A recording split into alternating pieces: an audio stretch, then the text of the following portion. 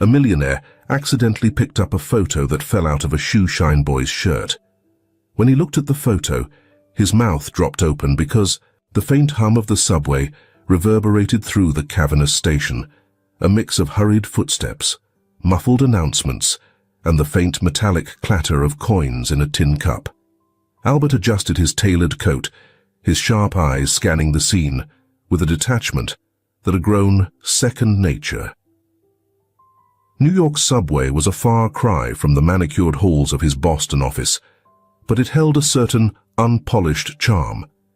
He didn't know why he'd chosen this route to meet his old friends, but something about the rush of everyday life seemed to ground him, if only temporarily. Crowds shuffled past in a rhythmic, almost mechanical dance. Heels clacked against the tiled floor. Voices rose and fell, the distant roar of an approaching train blending into the chaos. For Albert Howard, the noise was distant, a mere hum in his mind. He stood still amidst the commotion, his tailored suit pristine, his silver hair combed back with precision. At 68, he exuded an air of quiet authority, yet his eyes betrayed heaviness. Memories weighed on him, their edges sharp and unforgiving. The faint smell of shoe polish cut through the subway's stale air. As he descended the steps, a small figure caught his attention. A boy, no more than 7, sat cross-legged by a pillar, a battered shoeshine kit at his side. His clothes hung loose on his frame, the sleeves frayed, and the knees patched with mismatched fabric. The boy worked with an intensity that didn't match his age, his tiny hands moving rhythmically as he polished a stranger's shoes. His face, dirt-streaked but determined, carried an air of quiet resilience that tugged at something deep in Albert's chest. Albert lingered. The boy's posture was intent, shoulders hunched as he concentrated, but it was his face that held Albert captive. Although he had a rougher appearance from living on the streets, his features, such as his sharp cheekbones, tilt of the chin, and intensity of his eyes, were startlingly similar to Adam's at that age. A pang hit Albert squarely in the chest, a memory rising unbidden. Adam grinning, holding a baseball bat, his jersey too large for his frame. Albert's polished Italian loafers drew the boy's attention next. With a quick, practiced movement, the boy stood, his hazel eyes locking onto Albert's. "Shoeshine, mister?" His voice was light, but his tone carried a gravity that suggested he wasn't asking, but imploring. Albert hesitated, then nodded, extending his polished leather shoes. "Sure. Go ahead." The boy moved quickly, brushing the surface of the shoes with a practiced hand. His small fingers dug into a tin of polish, spreading it evenly. There was no chatter, no forced charm, just the efficient movements of someone who worked to survive. Albert watched, his thoughts spinning. "You're good at this," Albert said, his voice softer than usual. He wasn't sure why he'd spoken. Small talk wasn't his forte. The boy glanced up briefly. "Been doing it a while," he replied, his tone clipped, almost dismissive. Then, more quietly, he added, "Gotta eat." Albert nodded, unsure how to respond.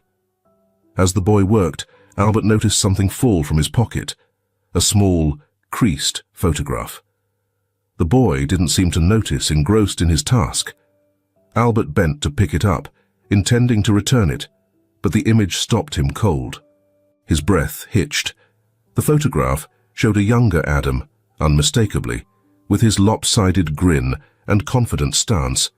Beside him stood a young woman, her face unfamiliar, her smile bright and open. "Where did you get this?" Albert's voice was quiet, but firm. The boy froze, his hand stilling on the shoe. Slowly he looked up, his face tense. "It's mine," he said, his voice edged with defiance. Then softer. "Why?" "Who are they?" Albert asked, though he already knew one answer. His grip on the photo tightened slightly, the edges crinkling under his fingers. The boy's gaze darted to the photograph, then back to Albert. He shifted, uncomfortable. That's my dad, I think. And my mum. People say her name was Shirley. She died when I was born. Albert's heart sank. And your father? He pressed, his voice faltering slightly. I don't know, the boy admitted. She never told me. Just left the photo behind. His voice carried an edge of defensiveness, as though he expected to be accused of lying. That's all I got of him. Albert stared at the photograph again, his thoughts tangling. 7 years had passed since Adam's death, yet here was this boy, a stranger, holding a piece of his son's life. The boy resembled Adam, not just in features, but in his quiet determination, his grit. What's your name? Albert asked, his tone gentler now. Justin, the boy replied. His eyes narrowed slightly. Why are you asking so many questions? Albert hesitated, unsure how much to reveal. You remind me of someone, he said simply. And this photo, it's important. Justin's small frame tensed. He straightened, clutching the polished rag tightly, his face unreadable. Lightly he whispered, because the man in this photo, your father, he's my son. The words hung heavy in the air. The dim lighting of the subway station did little to soften the sharpness of Justin's features as he sat across from Albert on a bench pushed to the side of the bustling platform. Justin fidgeted, his fingers curling protectively around the shoe kit balanced on his lap. His eyes darted to the ground, then back up to Albert, gauging him with a wariness that spoke volumes. What do you want to know? Justin asked, his voice steady, but lacking the sharpness it had earlier. Albert studied him, careful to keep his expression neutral. I'm curious about you. Where do you live? Who takes care of you? Justin scoffed, leaning back slightly, as if distancing himself from the questions. I don't live anywhere. I just stay where I can. Under bridges, in alleyways.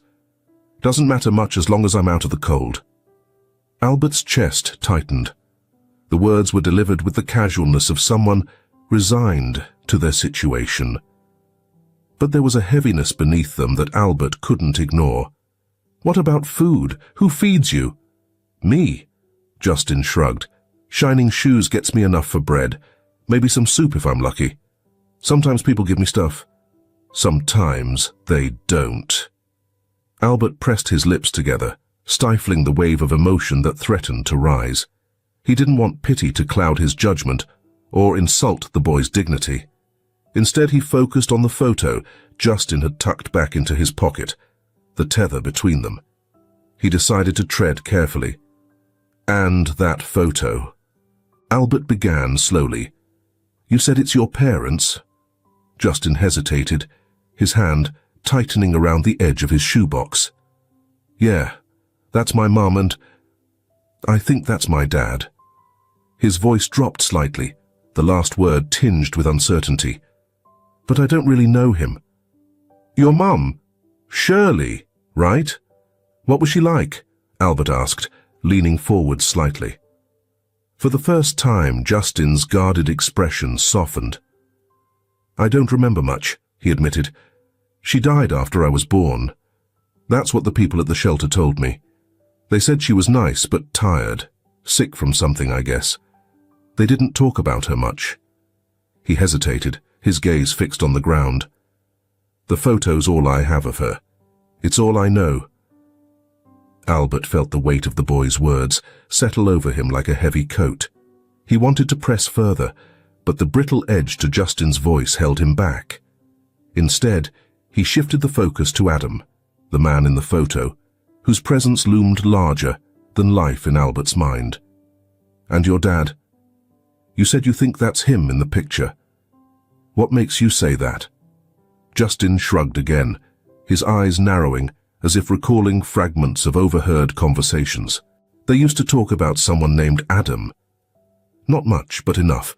I always think why he doesn't come to find me if he is my father. He paused, his fingers tracing the edge of his kit absent-mindedly. No one else can compensate me. It has to be him. Albert's hands tightened into fists, but he hid them in his coat pockets. He wanted to reach out to confirm what Justin likely already knew in his heart. But how could he, when the truth came with a flood of guilt and regret? He took a deep breath, steadying himself. "You're sure about his name?" Albert asked carefully. "Adam?" Justin nodded, his gaze steady now. "That's all I've got. No last name, no stories. Just that name and this photo." He let out a small, hollow laugh. "I don't even know if he's alive. Maybe he's like her. Gone." Albert's stomach churned at the words, the boy's innocence and resilience clashing against the harshness of his reality. He wanted to tell Justin the truth, to say that Adam was gone, but not in the way Justin imagined. But it wasn't the time. Not yet. "I might know someone who can help you," Albert said after a long pause, his voice measured. "Someone who might know more about your father." Justin tilted his head, suspicion flashing in his eyes again. "Why would you help me?" Albert hesitated, caught off guard by the question.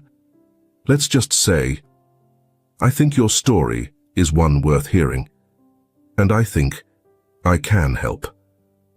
The boy studied him for a long moment, the silence between them thick with unspoken questions. Finally, Justin nodded, the slightest crack in his defenses beginning to show. "Okay," he said simply, "but don't make promises you can't keep." Albert smiled, faintly, though his chest still felt heavy. "I won't."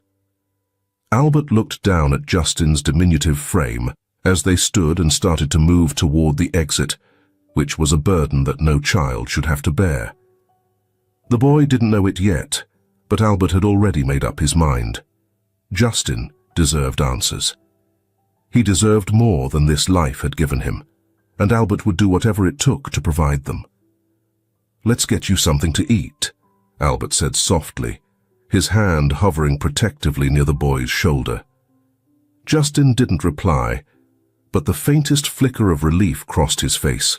Together, they stepped into the streets of New York, their journey just beginning. The rhythmic clatter of the train filled the silence between them. Albert sat stiffly, his hands folded neatly in his lap, staring out the window at the fading skyline of New York. The faint glow of the city lights flickered across his face, but his mind was elsewhere. Justin sat beside him, clutching his shoeshine kit like it was the only thing tethering him to reality. His small feet barely touched the floor, and every now and then his wary eyes darted toward Albert.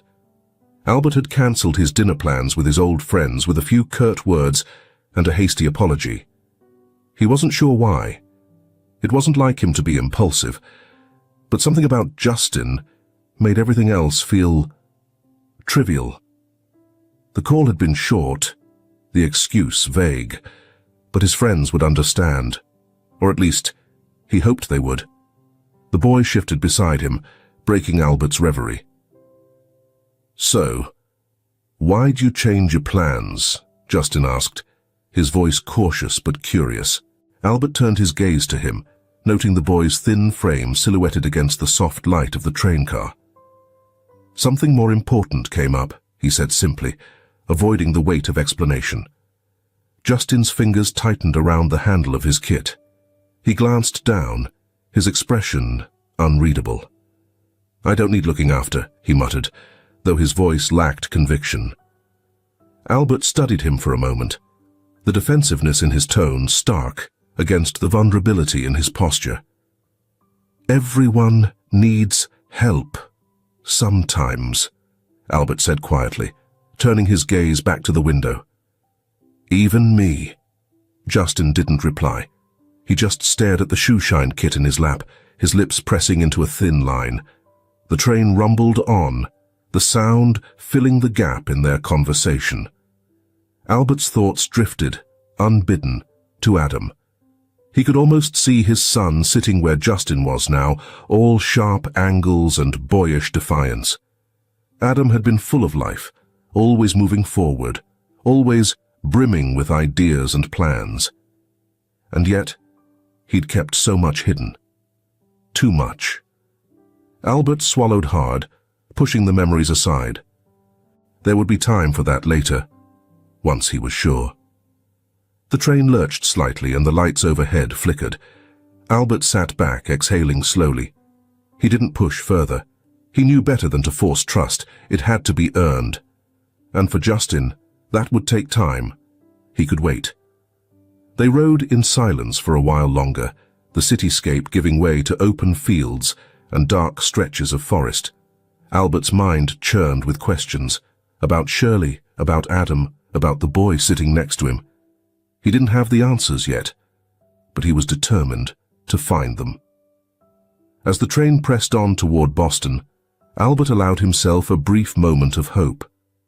Maybe, just maybe, this journey would lead to something more than answers.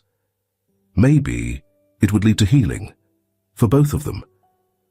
The cab pulled up to a wrought iron gate, adorned with intricate designs, its black finish glinting faintly under the cold Boston sky. Behind the gate, Albert's mansion loomed, a monolithic structure of grey stone that seemed both grand and unwelcoming. Justin's gaze flickered toward it, his small frame tense as he clutched his shoeshine kit. He'd never seen a house this big before, much less imagined stepping inside one. "This is your home?" Justin asked, his voice barely above a whisper. Albert nodded, his eyes softening as he noticed the boy's apprehension. "It's home," he replied, though the word felt heavier than he'd intended. Home hadn't been the same since Adam's death, the laughter and warmth replaced by long silences and unspoken grief. The gates creaked open and the cab rolled forward. As they approached the front entrance, a woman appeared at the door. Donna, clad in a soft grey sweater, had her arms folded tightly across her chest. Her eyes scanned the car with practiced disinterest, but when Albert stepped out with Justin, her expression stiffened. "Albert?" she began, her voice clipped. "Who is this?" "This is Justin," Albert said simply, gesturing for the boy to follow. "He's a guest." Donna's brow furrowed as her eyes swept over Justin's scrawny figure, taking in his ragged clothes and wary posture. "A guest?" she repeated, her tone edged with disbelief. "And you thought it appropriate to bring him here without telling me?" Albert's jaw tightened, but he kept his voice calm. "I'll explain everything inside. It's cold." Donna stepped aside, but said nothing more, her gaze lingering on Justin as he shuffled past her.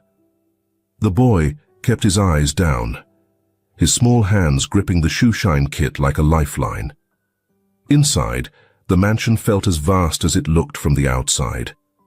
High ceilings and marble floors gave way to grand staircases and long hallways adorned with muted paintings. Justin's footsteps echoed faintly as he followed Albert through the main foyer. He couldn't decide if the house was impressive or intimidating. Probably both. "Sit here," Albert said, guiding Justin to a plush armchair near the fireplace. "I'll get you something warm to drink." Justin nodded, his eyes darting around the room. He felt out of place, like a smudge on something pristine. He could feel Donna's gaze from across the room, sharp and unyielding. "You're awfully quiet," she said finally, breaking the silence. Her voice wasn't unkind, but it lacked warmth. "What's your story, boy?" Justin glanced at Albert, who had returned with a steaming cup of cocoa. "I don't really have one," he said hesitantly. "I just shine shoes." "Is that what Albert told you to say?" Donna pressed, her tone skeptical. "Donna," Albert said sharply, handing Justin the mug. "Let him breathe, he's been through enough." Donna pursed her lips, but didn't reply, retreating to the edge of the room. Justin sipped the cocoa, the warmth spreading through him. It was rich and sweet, unlike anything he'd had in years. After a few moments, Albert crouched down beside him. "Justin," he said gently. "I want to help you find out more about your parents. There's someone I know who's good at finding answers." "Why?" Justin asked, his voice laced with suspicion. "Why do you care?" Albert met his gaze, his expression serious but kind. "Let's just say, I've lost someone important too, and I think helping you might help me too." The boy stared at him for a moment, then nodded. "Okay." Later that evening, Albert stepped into his study, the weight of the day pressing on his shoulders.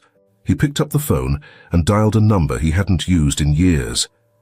"David," he said, when the line connected, "I need your help." "Albert," the voice on the other end replied, surprised but intrigued. "It's been a while. What's going on?" Albert hesitated, glancing toward the hallway, where Justin's faint footsteps could still be heard. "There's a boy. His name's Justin. I think he's Adam's son."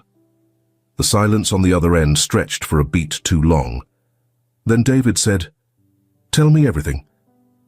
Albert outlined the details, Justin's photo, Shirley's name, and the scant information the boy had about his parents. By the time he finished, his voice was taut with both urgency and something he couldn't quite name. Hope, maybe. "Can you find out about Shirley?" Albert asked. "Who she was, where she lived, everything. And if there's a way to confirm, a DNA test. I need to know." David exhaled. "I'll take the case. But Albert, you might not like what you find." "I'm prepared for that," Albert replied quietly. "Just find the truth." As he hung up, Albert leaned back in his chair, staring out the large window overlooking the quiet Boston night. For the first time in years, he felt a flicker of purpose, however uncertain. Upstairs, Justin lay curled on the edge of a bed that felt too big for him, his shoe kit still within arm's reach.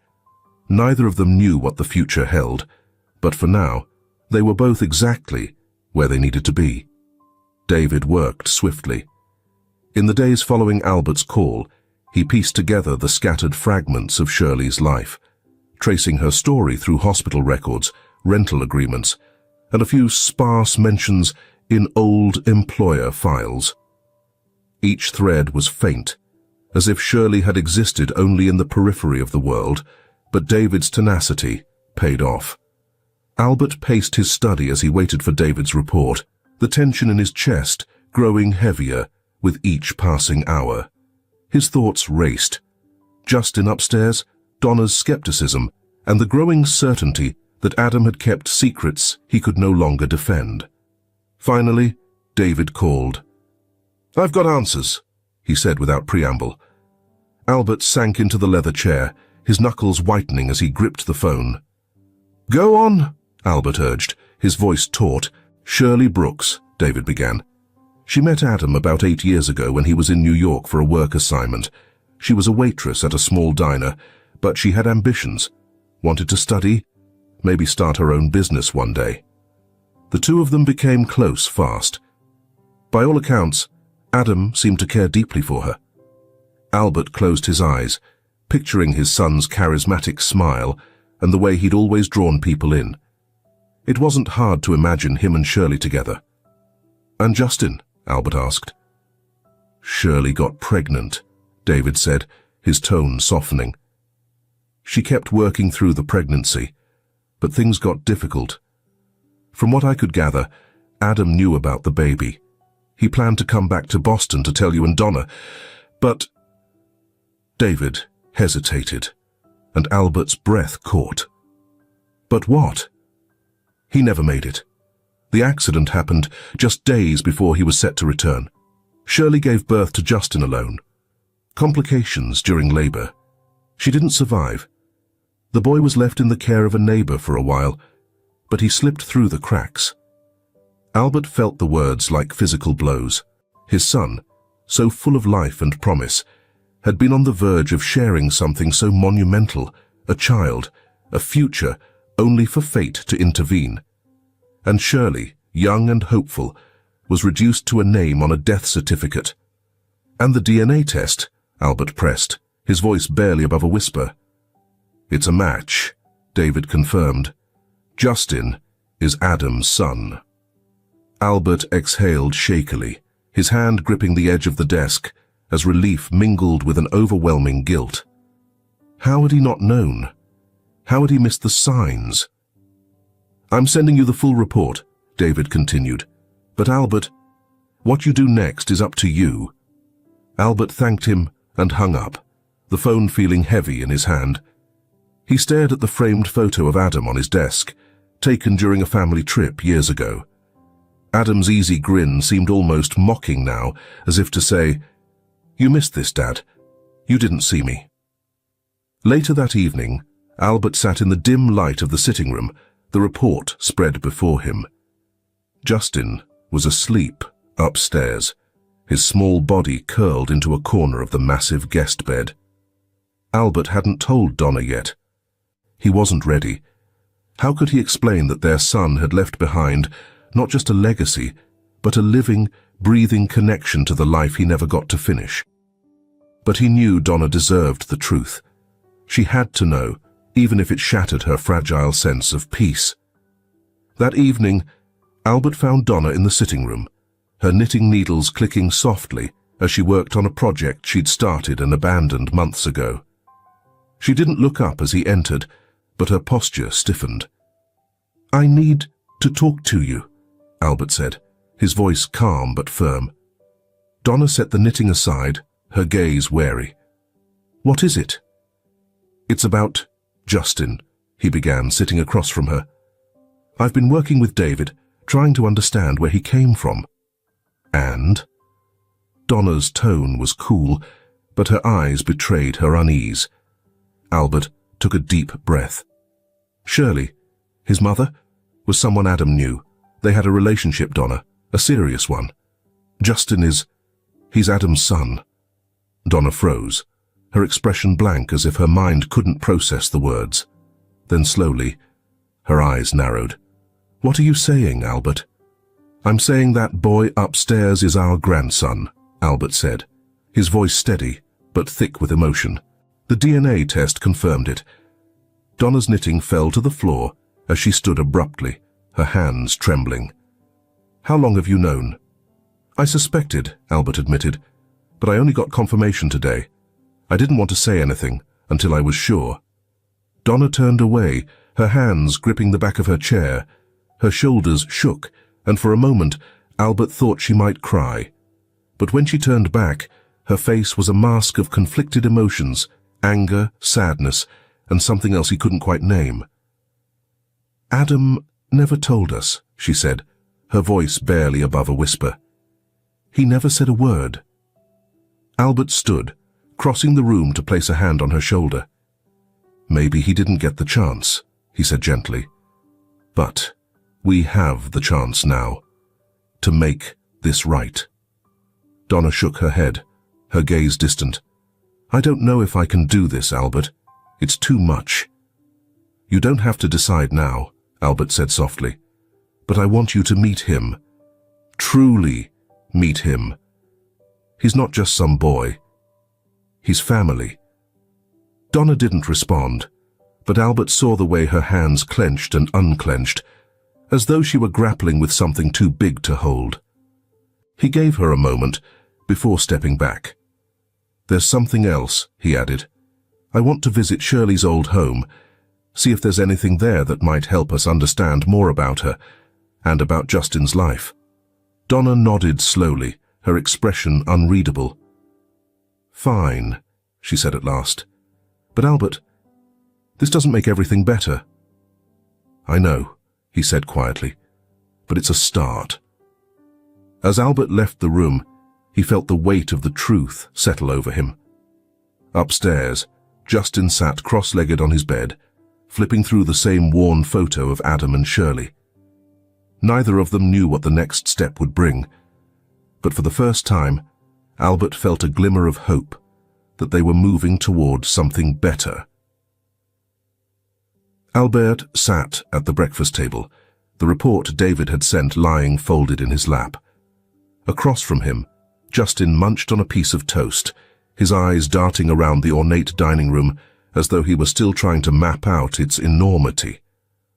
Albert studied him carefully. The angle of his jaw, the unruly way his hair curled at the edges. Every feature seemed to mirror Adam's at that age. "Justin," Albert began softly, setting his coffee cup down. The boy looked up, crumbs still clinging to the corner of his mouth. "I need to tell you something." Justin's chewing slowed, his gaze sharpening. "What is it?" Albert hesitated.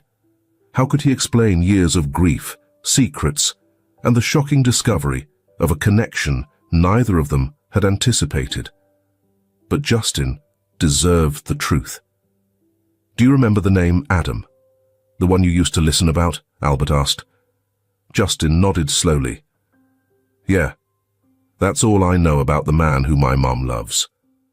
Albert swallowed hard. "Adam was my son," he said, his voice steady but laced with emotion. "He was your father." The silence that followed was deafening.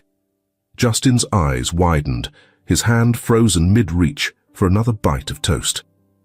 "What?" he whispered. Albert leaned forward, his expression earnest. "I had a test done. It confirmed what I already suspected.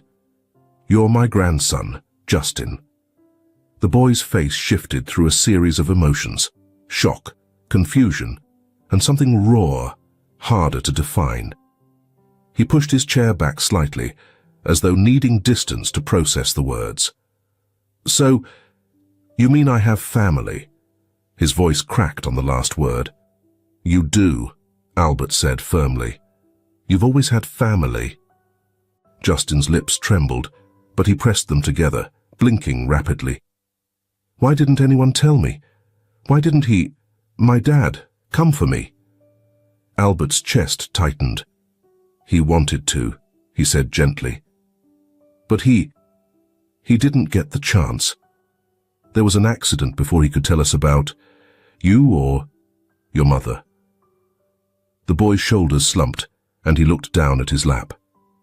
"So he didn't leave because he didn't want me?" "No," Albert said quickly, his voice thick with conviction. "He cared. I'm certain of it. And now that I know about you, I want to make sure you never feel alone again." Justin sniffed, his small hands gripping the edge of the table. I thought I didn't matter to anyone." "You matter," Albert said, his voice breaking slightly. "You matter more than you know." For a moment, neither of them spoke. Then Justin nodded, his expression a mixture of hesitant hope and lingering pain. "Okay," he said quietly. "I'll try to believe you." Later that day, Albert found Donna sitting in the sunroom, her knitting abandoned in her lap. She turned as he entered, her expression guarded. "I told Justin," Albert said simply. Donna's eyebrows rose, but she said nothing. "He knows about Adam, about everything." "And how did he take it?" she asked, her voice measured. "He's a boy who's been through too much," Albert replied, "but he's strong, just like Adam." Donna looked away, her fingers tightening around the knitting needles. "I don't know if I can see him as Adam's son," she admitted. "Every time I look at him, I just see everything we lost." Albert stepped closer, his tone softening. "But don't you also see what we've gained? He's a part of Adam, Donna, a part of him that's still here." Donna's lip quivered, but she set her jaw, her expression stubborn. "What do you expect me to do, Albert? Pretend everything is fine?" "No," Albert said gently. "I expect you to let yourself feel again. Start small. Just get to know him." Donna didn't respond, but Albert saw the faintest crack in her armor. He decided not to push further. That evening, as the household quieted, Albert sat down with Donna again, a glass of wine in his hand. "There's one more thing I want to do," he began. Donna looked at him warily. "What now?" "I want to bring Shirley's grave here," Albert said. "To Boston, to place her near Adam. Donna stiffened, her fingers curling tightly around the armrest of her chair. Why? "She's part of this story," Albert explained. "She's part of Adam's life, and now she's part of ours. It feels wrong to leave her alone, forgotten." Donna's gaze dropped, her shoulders relaxing slightly. "You think it'll help?" she asked softly. "I think it's the right thing to do," Albert said. "For her, for Justin, for all of us." Donna nodded slowly, her expression unreadable. "Then we'll do it." The next morning, Albert and Donna began making plans for the trip to New York. As they prepared, Justin watched them from the doorway, his small figure framed by the sunlight streaming in.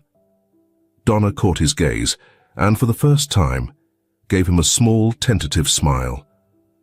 It wasn't much, but it was a start. The New York air was heavy and warm, a stark contrast to the crisp chill of Boston. Albert adjusted his tie absently as they stepped out of the rental car, Donna trailing a few steps behind. Her silence had been palpable during the flight, and it carried now as they stood before the weathered building of the hospital where Shirley had spent her last moments. Albert paused, glancing back at Donna. "Are you ready?" he asked softly. Donna nodded, her lips pressed tightly together. She didn't trust herself to speak. Instead, she followed Albert through the sliding doors into the dimly lit lobby. The staff was accommodating, guiding them to the archives, where Shirley's records were stored. The clerk, a middle-aged woman with kind eyes, handed over a thin folder. "Not much here, I'm afraid," she said apologetically. She came in alone, no family listed. It was a difficult case. Albert nodded his thanks and opened the file. The sparse details hit him harder than he expected. Shirley Brooks, 24 years old, emergency cesarean section, severe postpartum hemorrhage, deceased within hours of delivery. "Shirley was so young," Donna murmured, breaking her silence. She leaned over his shoulder, her fingers brushing lightly against the edge of the folder. She barely had a chance. Albert swallowed, his throat tight. "Let's find her." A small, neglected cemetery with overgrown grass and rusting chain-link fences was located on the outskirts of the city. The caretaker led them down a narrow path, his boots crunching on gravel. "Brooks, Shirley," he muttered, checking his notes. "Right over here." They stopped at a modest headstone, the lettering faint from years of wear. It read simply, "Shirley Brooks, 1993-2017. A loving soul." Donna inhaled sharply, her hand covering her mouth. The grave was bare, save for a few scattered leaves. Albert crouched, brushing debris away from the stone as he read the inscription again. A lump formed in his throat. "This was her resting place," Donna whispered. "All alone, with no one to tend to her." Albert nodded, his fingers tracing the rough edges of the stone. "She didn't deserve this," he said quietly. "She gave everything to bring Justin into the world, and this is how she was remembered." Donna kneeled beside him, her gaze fixed on the headstone. "She must have loved Adam," she said, her voice trembling. "To go through all this, to bring his child into the world, she must have loved him deeply." Albert placed a hand on Donna's shoulder, steadying her. "We'll bring her home," he said firmly. "We'll give her the peace she deserves. Listen up to her. If you are feeling really touched and grateful, please leave a comment, Daisy, as a gift for Shirley and your deceased loved ones. And now, we will continue this touching story." The journey back to their hotel was somber, the weight of Shirley's life and death settling over them. Justin waited in the lobby, his small frame perched on the edge of an armchair. His eyes lit up when he saw them, but his smile faded when he caught their expressions. "Did you find her?" he asked, standing as they approached. Albert kneeled in front of him, placing a hand on his shoulder. "We did," he said gently. "We found her resting place. It's not far from here." Justin's gaze dropped, his hands twisting together. "What was it like?" "It was quiet," Donna said softly, stepping forward. "Too quiet. She deserves better." Justin looked up at her, surprise flickering across his face. For the first time, there was no hesitation in Donna's voice, no guarded tone. She kneeled beside Albert, her hand brushing against Justin's. "She was brave, Justin. She went through so much, and she loved you." Tears welled in Justin's eyes, but he blinked them away quickly. "I wish I could have met her," he whispered. Donna reached out, tucking a strand of his unruly hair behind his ear. "In a way you did. She's in you, in your kindness, your strength. She's part of who you are." Justin looked between them, his small frame trembling with the weight of emotion. Finally, he nodded. "What happens now?" Albert stood, his expression resolute. "We bring her home. We'll make sure she rests near Adam, where she belongs." That evening, Donna sat by the hotel window, staring out at the city lights. Albert joined her, placing a gentle hand on her arm. "You were good with him today," he said. Donna sighed, her fingers tracing invisible patterns on the armrest. "I see so much of Adam in him. It's hard not to, but it's more than that. He's his own person, Albert, and he's been through so much." Albert nodded, understanding. "I think Adam would have been proud of him, and of us, for trying." Donna smiled faintly, her gaze softening. "We'll bring Shirley home. For Justin, for Adam, for all of us." The next morning, Albert and Donna made arrangements to relocate Shirley's grave to Boston. As they finalized the paperwork, Justin stood nearby, watching with quiet determination. For the first time, he felt like he truly belonged, like he was part of something bigger than himself. As they left New York, Albert glanced at Donna and Justin sitting side by side in the back seat. The journey wasn't over, but the family they were becoming felt stronger with every step. The crisp Boston air greeted them as they stepped out of the car, the early morning sun casting a gentle light over the quiet cemetery. A small crowd of workers stood by, ready to help with the relocation process. Albert and Donna led Justin along the gravel path toward the newly prepared gravesite, nestled under the sheltering branches of a sprawling oak tree. Just a few steps away lay Adam's grave, its polished headstone reflecting the sunlight. Justin clutched a bouquet of lilies tightly in his small hands, his steps faltering as they approached the site. Albert rested a steadying hand on his shoulder. "Take your time," he said gently. The workers began their solemn task, carefully placing Shirley's ashes into the freshly dug spot. It was a delicate process, one that spoke of respect for the life she had lived and the sacrifices she had made. The atmosphere was heavy with silence, broken only by the soft rustle of leaves and the faint scrape of tools against the earth. As the workers stepped back, their task complete, Albert motioned for Justin. "Go ahead," he encouraged. "Say what's in your heart." Justin hesitated, staring at the simple wooden cross that marked Shirley's temporary resting place. He stepped closer, his small figure dwarfed by the enormity of the moment. Taking a deep breath, he kneeled by the grave, placing the lilies at its base. "Hi, Mum," Justin said softly, his voice trembling.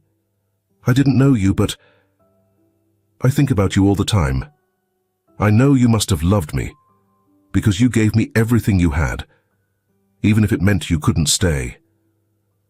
I'm sorry you were alone for so long, but you're not alone anymore."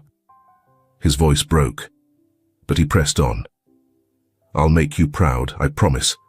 I'll be someone you can look down on and smile. And I'm not alone now either. I have a family. Grandpa and Grandma are taking care of me. You gave me that." Donna's breath caught as she watched Justin, his words raw and honest. She felt a pang deep in her chest, a pain that wasn't grief, but something gentler, something warmer. She reached for Albert's hand, squeezing it tightly as tears streamed down her face. Justin stood slowly, wiping his eyes with his sleeve. He turned to Donna and Albert, his expression a mixture of sadness and newfound determination. "Thank you," he said quietly, "for bringing her here." Albert nodded, his voice thick with emotion. "It's where she belongs, with Adam, and with us." The three of them stood in silence, their gazes fixed on the graves of Shirley and Adam, side by side at last. The symmetry felt right, as though a fractured story was finally being pieced together. After a while, Donna stepped forward. She knelt beside Shirley's grave, her fingers brushing lightly against the headstone. "I wish we'd met," she said softly. "You must have been an incredible woman to do what you did for Justin, and for Adam. I promise we'll take care of him. We'll love him the way you would have." Justin's eyes widened slightly as he watched Donna.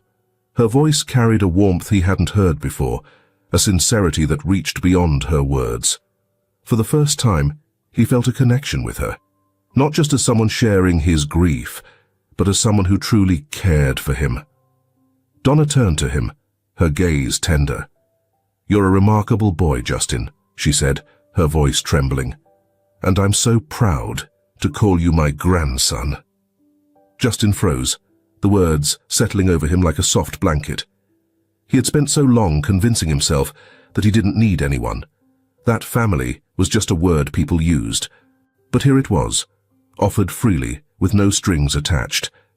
A family. His family. "Thank you," he whispered, his voice barely audible. Donna rose and pulled him into an embrace, her arms wrapping tightly around his small frame. For a moment, Justin stiffened, unused to the sensation. But then he melted into her warmth, his tears soaking into her coat. Albert stepped forward, placing a hand on both their shoulders, his own eyes glistening. As the sun dipped lower in the sky, they lingered by the graves, sharing stories and quiet moments of reflection. It wasn't just a goodbye to Shirley. It was a celebration of her life, her love, and the legacy she had left behind. By the time they left the cemetery, something had shifted between them. The unspoken barriers that had kept them apart were falling down, and a bond born of love and loss was starting to form. Donna held Justin's hand as they walked back to the car, her touch steady and reassuring. For the first time, their family felt whole. Not perfect, not without scars, but whole. And for Justin, that was more than enough. The sound of silverware clinking against porcelain filled the dining room as Justin tentatively cut into his pancake, glancing around the table. It had been a month since Shirley's grave was relocated, and life in Boston was beginning to feel different. For once, the house wasn't just a cold expanse of marble floors and silent hallways. It felt alive. Albert sat at the head of the table, flipping through the morning paper, but his eyes drifted often to Justin. Donna sipped her coffee quietly, her demeanor softer than it had been in years. She reached for the butter dish, nudging it toward Justin without a word, and he looked up in surprise. "Go on, eat up," she said, a faint smile tugging at her lips. "You'll need energy for school today." "Thanks," Justin mumbled, still adjusting to the idea of someone caring about his meals. The school part was still surreal to him. Just 2 weeks ago, Albert had enrolled him at a private academy, and the sight of crisp uniforms and polished shoes had been overwhelming. But now, Justin found himself enjoying it. The quiet classroom, the kind teachers, and, most surprisingly, the friends he'd begun to make. Later that afternoon, Justin stood in the garden, watching a squirrel dart across the grass. Donna appeared behind him, a basket of freshly picked flowers in hand. "Do you like the garden?" she asked, placing the basket on a nearby bench. Justin nodded. "It's peaceful here." Donna sat beside him, arranging the flowers with careful precision. "Adam loved this garden," she said after a moment. "He used to play here for hours when he was your age." The candor in her voice surprised Justin, who turned to face her. "What was he like?" Donna smiled faintly, her hands pausing over a bloom. "He was adventurous, always running, climbing, and finding trouble in the most unexpected places. He had a laugh that could light up the whole house." Her voice grew quieter. "You remind me of him sometimes. The way you tilt your head when you're thinking, or how you always seem to notice the small details others miss." Justin's throat tightened. "I wish I'd known him." Donna reached out, placing a hand on his shoulder. "In a way you do. He's a part of you, Justin. And you're a part of us now." The warmth in her voice settled over Justin like a comforting blanket. He didn't respond, but his small nod said enough. Evenings in the mansion had changed, too. Albert no longer retreated to his study the moment dinner was over. Instead, he stayed in the living room with Donna and Justin, often flipping through old photo albums or teaching Justin how to play chess. One night, as Albert leaned back in his armchair after a particularly long game, he watched Justin carefully line up the chess pieces for another match. "You're settling in well," Albert said, his voice tinged with pride. Justin looked up, a shy smile spreading across his face. "Yeah, I guess I am." Albert folded his hands, his expression softening. "You've brought a lot of light into this house, Justin. More than I think you realize." Justin blinked, unused to hearing such affirmations. "Really?" "Really," Albert said. "You've reminded me, and your grandma, that there's still joy to be found, even after everything we've lost." Donna, seated nearby with her knitting, glanced up and nodded. "It's true," she said simply. "You've given us something we didn't even know we needed." Justin ducked his head, his ears burning with a mixture of pride and embarrassment. "I'm just being me." "And that's more than enough," Albert replied. The days melted into weeks, and the mansion continued to transform. Meals became lively events, filled with stories and laughter. Justin's room, once bare, was now adorned with shelves of books, posters of his favorite baseball team, and a small desk where he eagerly completed his homework. On weekends, Donna taught him how to bake cookies, her patience surprising even herself. "You're better at this than Adam ever was," she teased one afternoon, ruffling his hair. "Really?" Justin asked, grinning. "Oh, he'd burn toast if you let him," she said, laughing. The sound was light and genuine, and Albert, passing by, paused to savor the moment. One evening, as they finished dinner, Albert cleared his throat. "There's something we need to plan," he announced, his tone deliberately casual. Donna raised an eyebrow. "What's that?" "Justin's birthday," Albert said with a smile. Justin blinked, caught off guard. "You don't have to do anything big," he said quickly, his voice tinged with hesitation.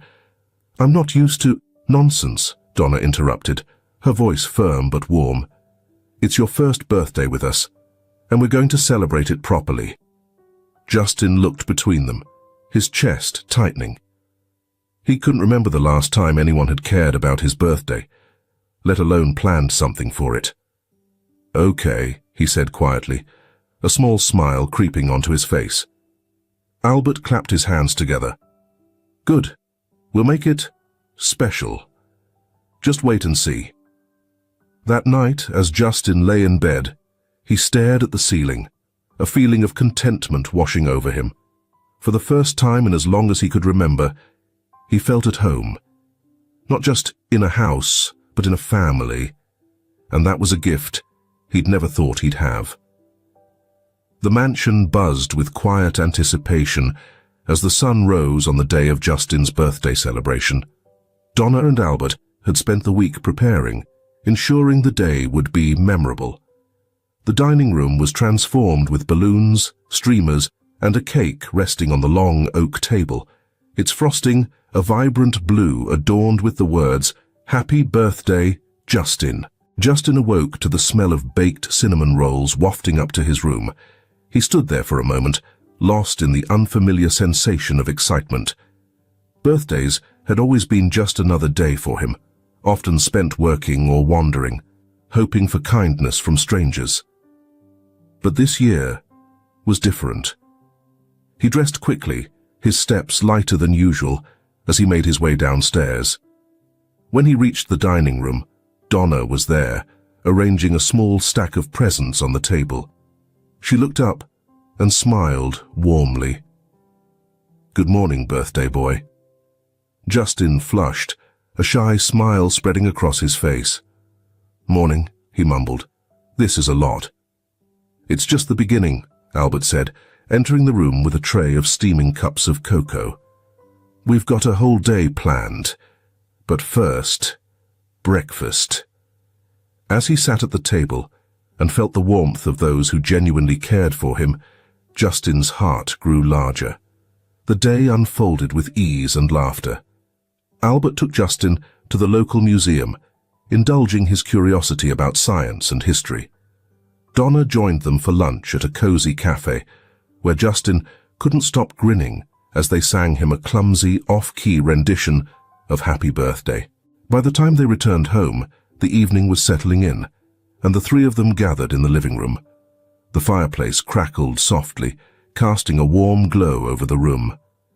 Justin glanced at the stack of presents still sitting on the table. He bit his lip, hesitating before speaking. "There's something I made for you both," he said, his voice nervous but steady. Donna and Albert exchanged curious glances as Justin disappeared upstairs. Moments later, he returned, clutching a wrapped canvas. He handed it to Albert, shifting on his feet as he avoided their gazes.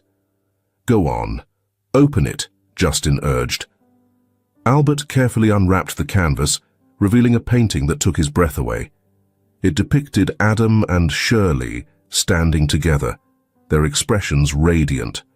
Behind them was a soft glow, as if the sun itself was embracing them.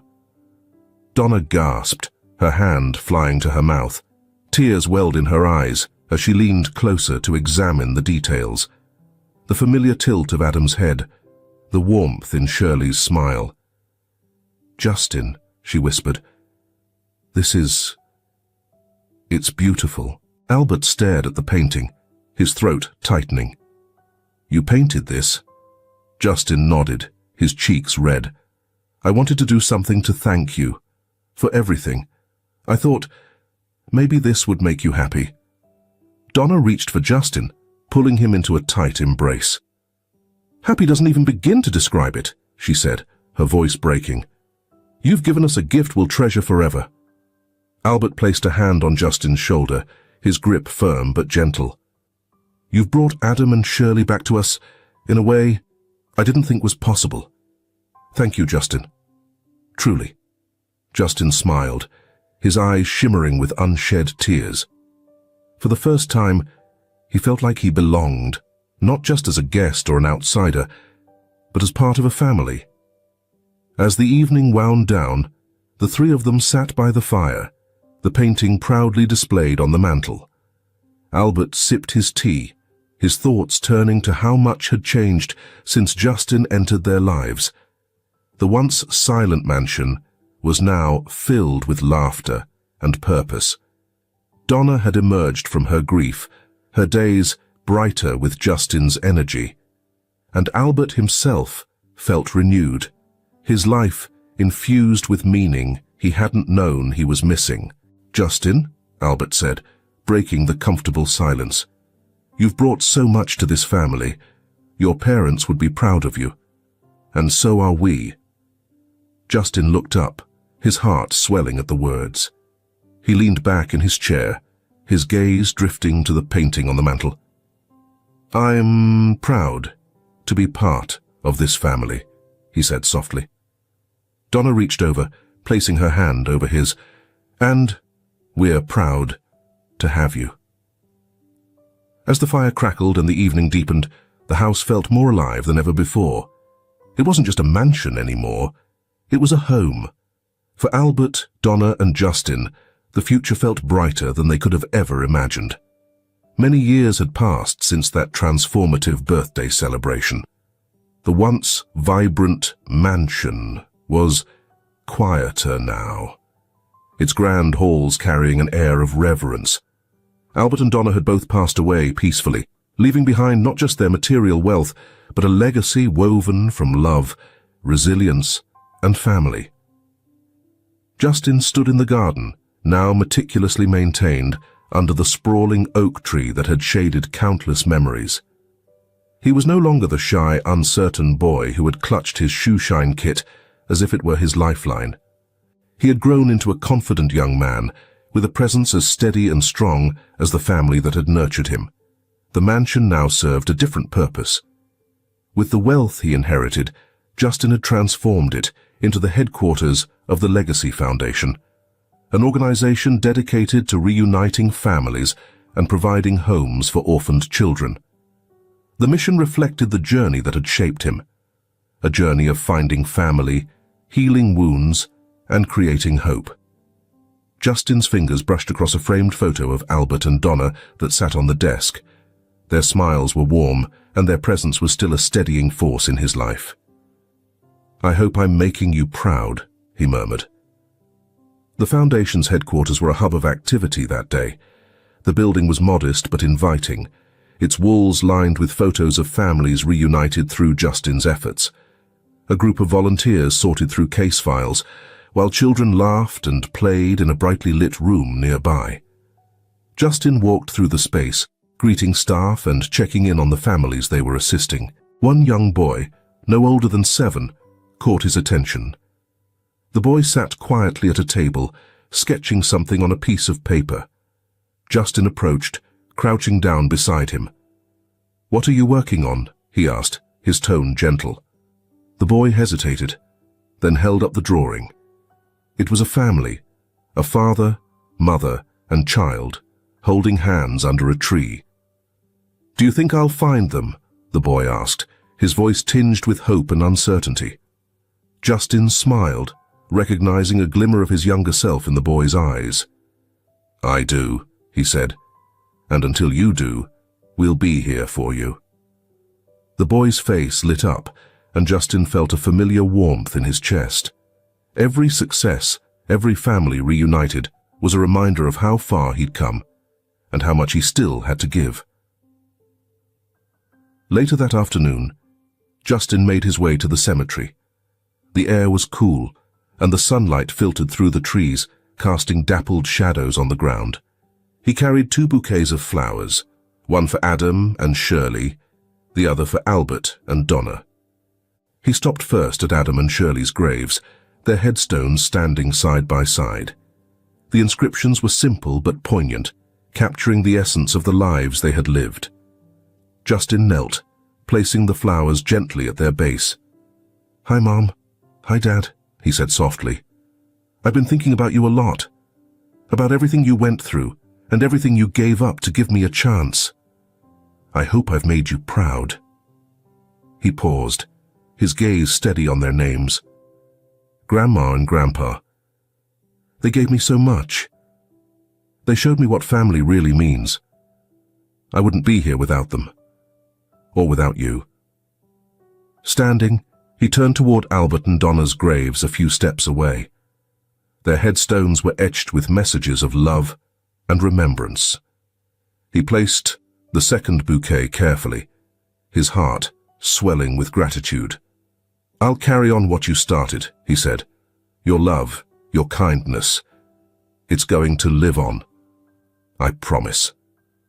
As Justin walked back to his car, he allowed himself a moment to reflect. The mansion was no longer just a home. It had become a symbol of his journey, from a lost boy in a subway station to the man he was today. The Foundation, with its mission to heal and unite, was his way of ensuring that no child would feel the loneliness he had once known. That evening, Justin returned to the Foundation's headquarters. The staff had gathered to celebrate their latest success, a young girl reunited with her long-lost brother. The room was filled with joy, the kind that reminded Justin why he had chosen this path. He stood at the edge of the room, watching as the siblings embraced. He briefly experienced a pang of longing for Adam, Shirley, Albert, and Donna, but it quickly gave way to a strong sense of fulfillment. They had given him a foundation of love and strength, and he was honoring it in the best way he knew how. A volunteer approached him holding a clipboard. "Justin, there's a new case we'd like you to review. It's a tough one, but we think we can help." Justin took the clipboard, scanning the details. He nodded, his determination clear. "Let's get to work." As he looked around the room at the smiles and the laughter, he felt a quiet sense of peace. His struggles had shaped him, but they didn't define him. Instead, they had become the foundation for something greater, a legacy of love that would endure long after him. With a faint smile, Justin walked toward the center of the room, ready to lead the next chapter of his journey. If this film touches your heart, leave your mark with a like, and don't forget to subscribe to our channel to explore more meaningful stories with us. Share your feelings with us and tell us your own stories. Every word you share is a building block that helps create our strong and enduring community. Together, we'll create a warm space where everyone can share and connect. Finally, don't miss the incredible stories coming your way soon. We're always here to bring you the best selections, full of deep values yet entertaining. See you there.